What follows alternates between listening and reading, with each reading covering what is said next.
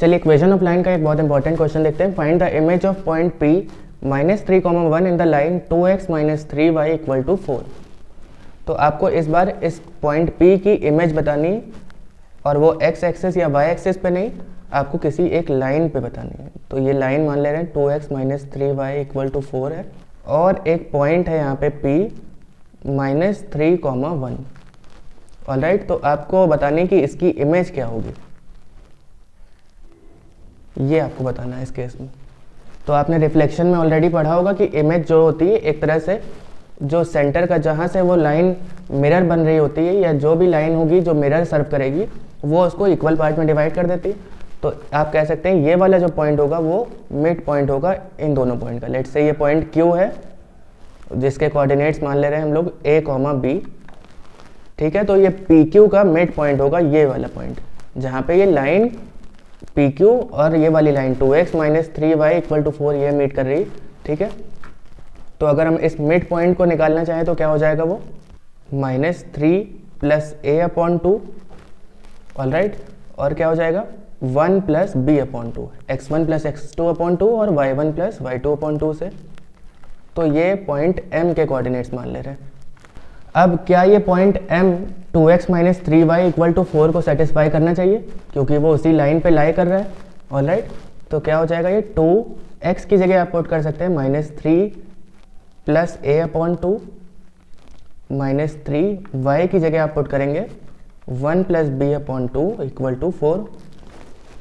तो ये क्या हो जाएगा, 2 और 2 कैंसिल हो गया, -3 + a, और ये हो जाएगा -3 - 3b।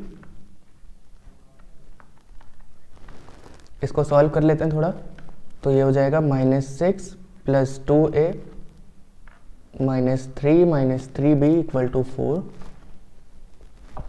× 2।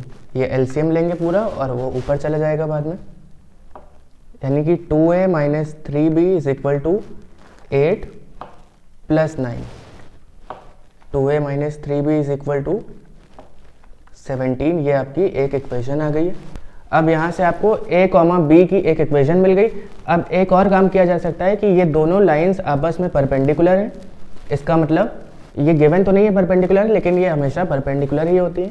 इमेज क्योंकि बन रही है तो वो एक तरह से राइट बाइसेक्टर हो जाएगा, यानी कि 90 डिग्री भी बन रहा है पॉइंट ऑफ इंटरसेक्शन में, और वो इक्वली डिवाइड भी हो रही है उसी पॉइंट से।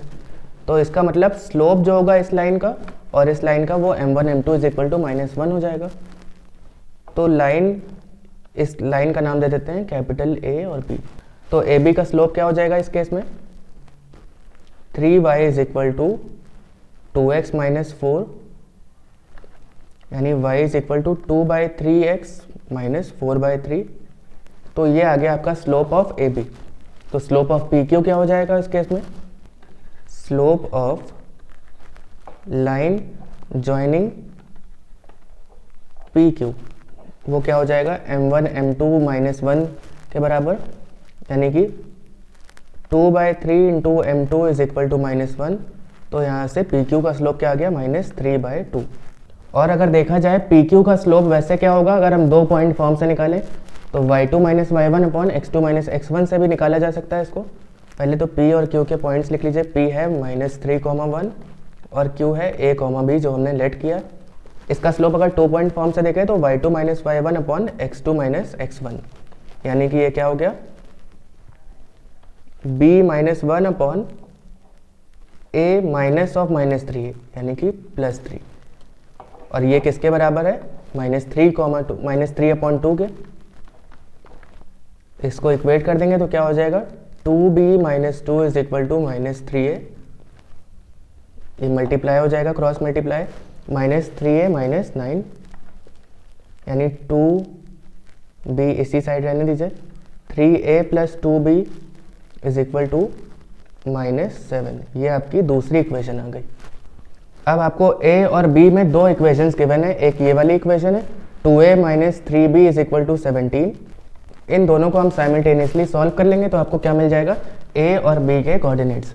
तो वीडियो पॉज करके आप इसको ट्राई करिए और फिर यहाँ से आंसर मैच कर लीजिए। तो इन दोनों इक्वेशन को साइमल्टेनियसली सॉल्व करने के बाद आपको ए और बी की वैल्यूज़ मिलेंगी 1 और -5। तो वही क्या हो जाएगी, पॉइंट क्यू के coordinates, that is image of P. तो इमेज ऑफ पी आपको इस क्वेश्चन में निकालने को कहा भी गया था। तो यहाँ से इसकी वैल्यू आ रही है 1, -5। ऑलराइट।